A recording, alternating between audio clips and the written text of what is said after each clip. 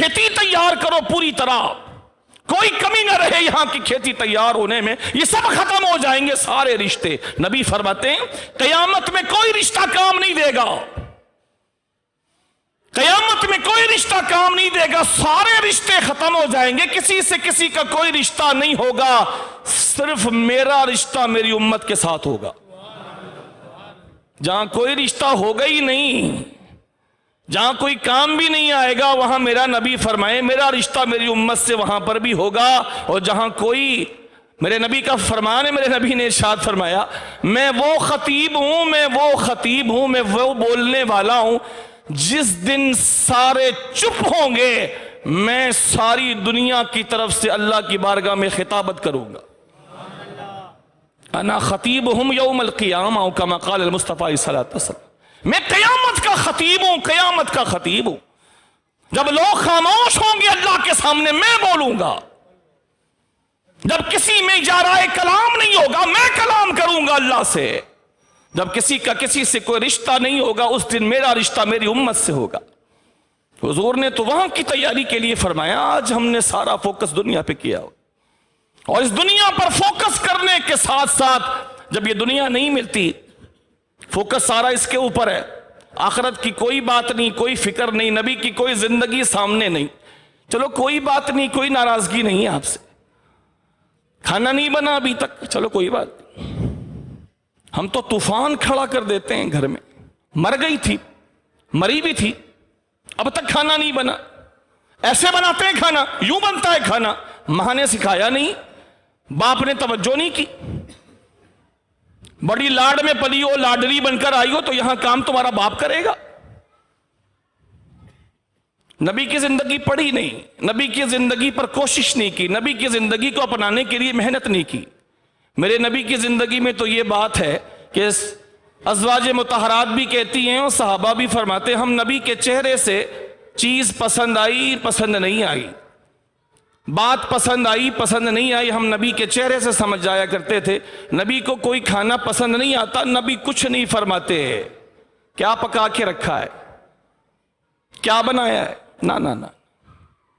پھر کیسے پتا چلتا کہ نبی کو یہ چیز پسند نہیں آئی؟ فرمایا نبی کو جو چیز پسند آتی شوق سے کھا لیتے، جو چیز پسند نہیں آتی نبی خاموشی سے اس چیز کو چھوڑ دیتے، ختم ہو گئے، اس سے زیادہ نہیں، کوئی بات نہیں۔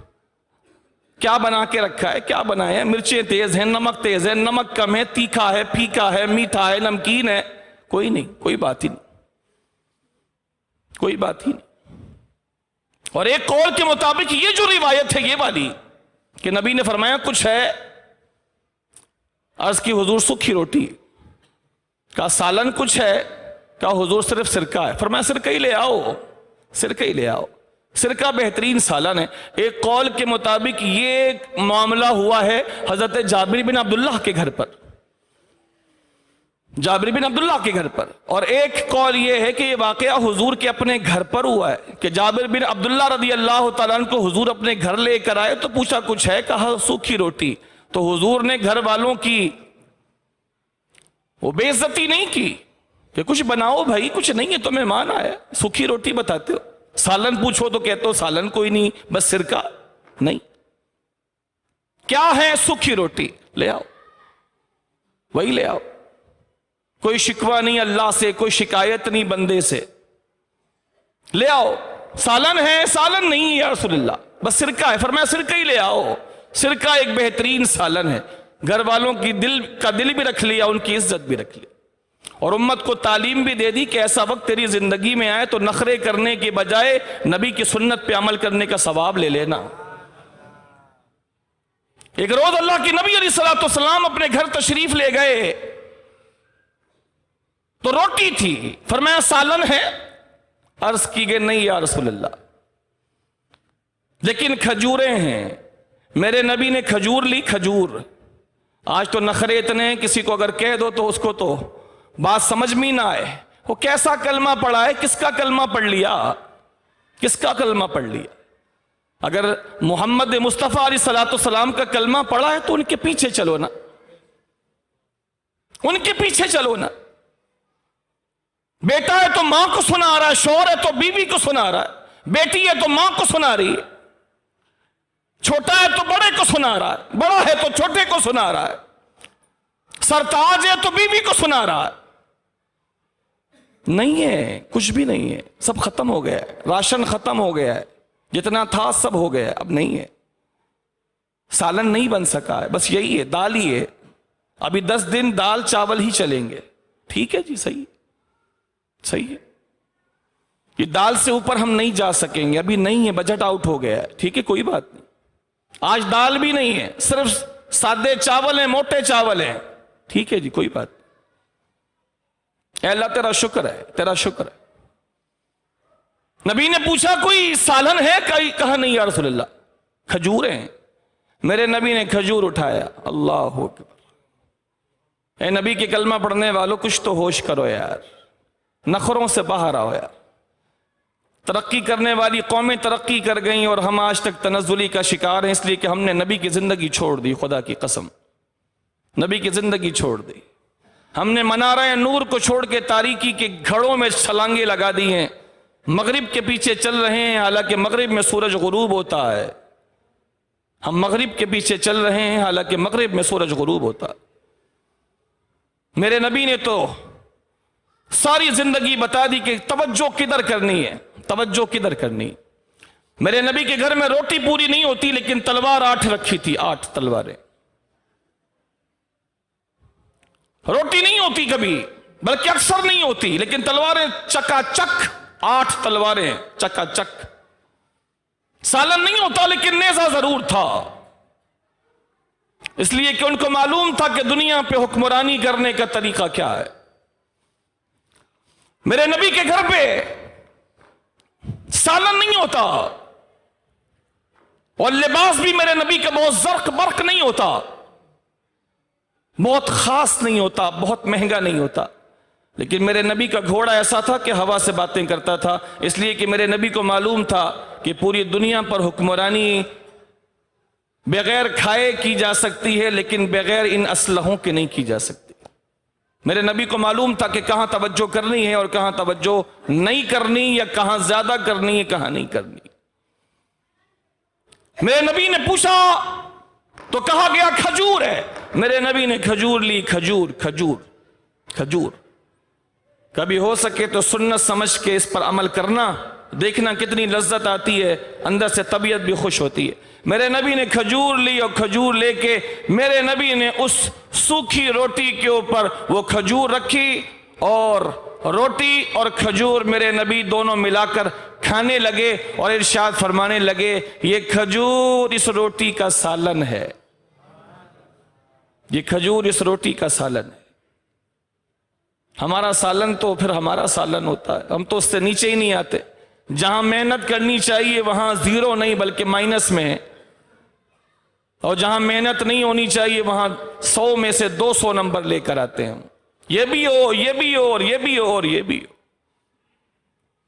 یہ تو ضرور ہوا میرے نبی اور صحابہ کی زندگی میں کہ کبھی کھانا نہیں ملا، کبھی بہت تھوڑا ملا، کبھی بالکل نہیں ملا، کبھی کئی دنوں تک نہیں ملا۔ یہ تو ہوا کہ کھانوں کا گیپ تو آیا، لیکن کبھی بھی ان کی زندگیوں میں ایسا نہیں ہوا کہ نماز کا گیپ آ گیا، نماز کا گیپ آ گیا۔ یہ تو ہوا کہ ابو ہریرہ بھوک کی وجہ سے بے ہوش ہو کے زمین پر گرے، لیکن ایسا کبھی نہیں ہوا کہ ابو ہریرہ مسجد میں نماز پڑھنے کے لیے نہیں آ سکے۔ یہ تو ہوا کہ حضرت فاطمہ الزہرا اور ان کے بچے اور مولا علی 3 دن سے بھوکے تھے، کچھ نہ کھا سکے، لیکن خدا کی قسم پوری زندگی میں ایک بار بھی ایسا نہ ہوا کہ بی بی فاطمہ کا تہجد ہی چھوٹ گیا، تہجد ہی چھوٹ گئی ان کی، کبھی نہیں ہو سکا ساری زندگی۔ ہم نے ترجیحات بدل دی، نام لیتے ہیں بڑی عزت سے، اچھی بات ہے، لیکن عمل بتاؤ کوئی ایسی روایت کہ بی بی فاطمہ نے کبھی تقاضا کیا ہو حضرت علی شیر خدا سے، مجھے سونے کی چوڑیاں تو بنوا دے علی، مجھے سونے کی چوڑیاں تو بنوا دے علی، جس کا بابا کا شہنشاہ ہے. کبھی فرمائش کی ہو اپنے بابا سے ہی، کبھی فرمائش کی ہو بابا مجھے بڑی پریشانی ہوتی ہے، میں کام نہیں کر پاتی، چکی میں پیسوں، پانی میں گھڑوں میں بھروں، بچوں کو میں دیکھوں، کپڑے میں دھوؤں، کھانے روٹیاں میں پکاؤں، چکی میں گھماؤں، مشکیزے سے میں پانی بھروں، گھر کی صفائی میں کروں، سارے کام میں کروں. بابا میں تھک جاتی ہوں. آپ کے پاس اتنے غلام آتے ہیں، کائنات کو آپ غلام اور کنیزیں بانٹتے ہیں. بابا بیٹی پر کوئی رحم کھائیں، بیٹی کو کوئی غلام دے دیں، کنیز دے دیں. نہیں، کیا خودداری ہے. آج تھوڑی سی مصیبت نہیں آتی، پورا پورا ٹولہ نکلتا ہے مانگنے کے لیے. اتنے بچے سے لے کے سب کو فقیر فقیر فقیر بنا رہے ہیں. یہ دیکھیں نماز کے بعد یہاں کھڑے ہوں گے سارے ایک ہی خاندان کے لوگ کھڑے ہوتے. دیں اللہ کے نام پہ دیں، لیکن دیکھ کے دیں کہ کون پیشہ ور ہے اور کون واقعی محتاج ہے. آپ کے علاقے محلے میں کئی محتاج ہیں جو شرم سے منہ نہیں کھولتے، جن کے بچوں کی فیس باقی ہے، جن کا راشن ختم ہو چکا ہے، آدھا مہینہ نہیں گزرتا ان کا راشن ختم ہو جاتا ہے، ان کے بچوں کی فیسیں پڑی ہوئی ہیں، اسکول والے ذلیل کرتے ہیں. اگر تیرے باپ کی صلاحیت نہیں ہے تو پڑھنے کے لیے کیوں بھیجتا ہے؟ جا کے بولنا اپنے باپ کو کہ کسی میکینک کی دکان میں بٹھا دے، کچھ سیکھ جائے گا، 2 پیسے بھی کما لے گا. آپ کے علاقے محلے میں دیں اللہ کے نام پہ، ضرور دیں. دینے والوں کو اللہ دیتا ہے، لیکن دیکھ کے دیں کس کو دینا ہے کس کو نہیں دینا. بہت سے مانگنے والے ایسے ہیں جو حقدار نہیں ہیں، ان کے گھروں میں ہم میں سے کئیوں سے زیادہ اچھی چیزیں موجود ہیں.